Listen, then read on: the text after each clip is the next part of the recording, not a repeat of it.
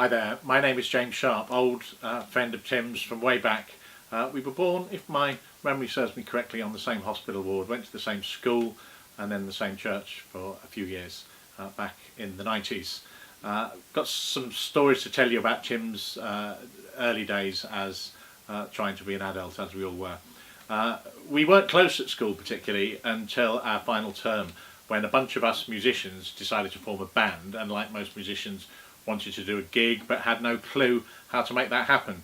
So I sidled up to Tim in the day room at Parker's house, and knowing that he was part of a gang of sort of radio techie geeky types, knew he was pretty good with technical things, and Tim amassed an enormous sound and light rig in the school hall at Wellingborough School, which he paid for using his early financial acumen by sales against the tickets that we were going to sell in the gig itself. So he managed to pull that one off, and then we spent the rest of the summer crisscrossing Northamptonshire, doing various gigs to a spectacularly disinterested Northamptonshire audience.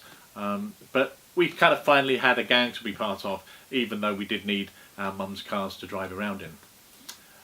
We went off to different universities. Tim was at Hull doing geography, I think, and he came down to see me when I was in Oxford, Oxford Polytechnic, and late one night over a beer he said to me, "Jimmy," because he called me Jimmy like my brothers did, "Jimmy, you seem happier and more content, what's going on?"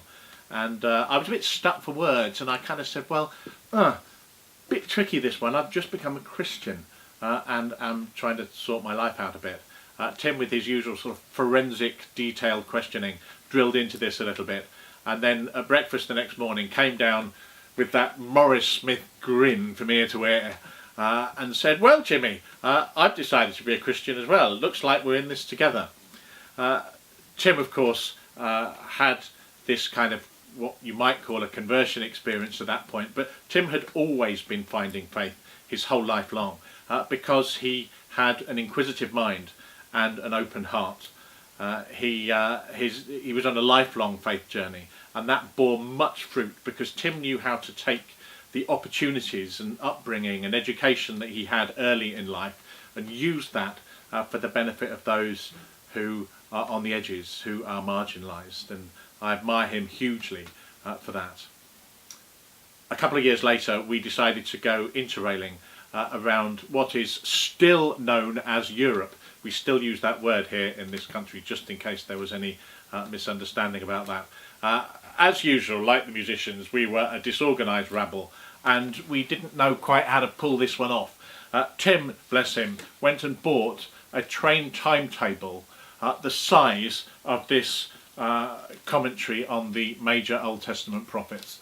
He carried around in his backpack this enormous timetable and plotted our way down to the south of France, Italy, Greece, all the rest of it, with this great big thing in his bag. And to our shame, I don't think we ever thanked him for it.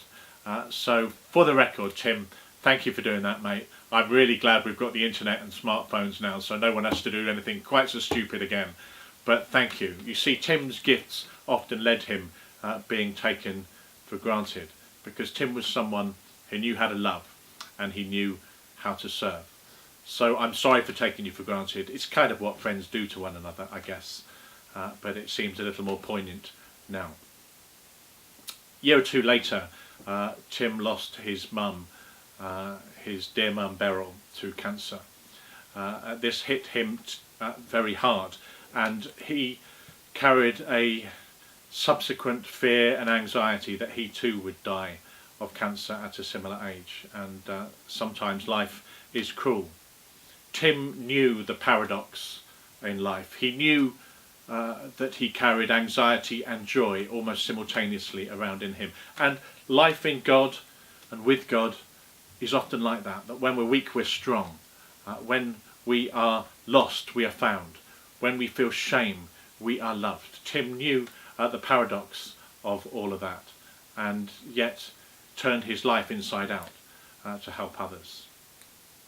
A little while later, the fiercely intelligent and rather cute Dr. Burney walked into Tim's life and needed a date, I think the story goes, for a work do. Tim was happy to step up and scrub up, and one thing led to another, as it does, and they ended up in Australia together, which was slightly unexpected. We saw a lot less of each other, of course, after then, but our friendship was lifelong.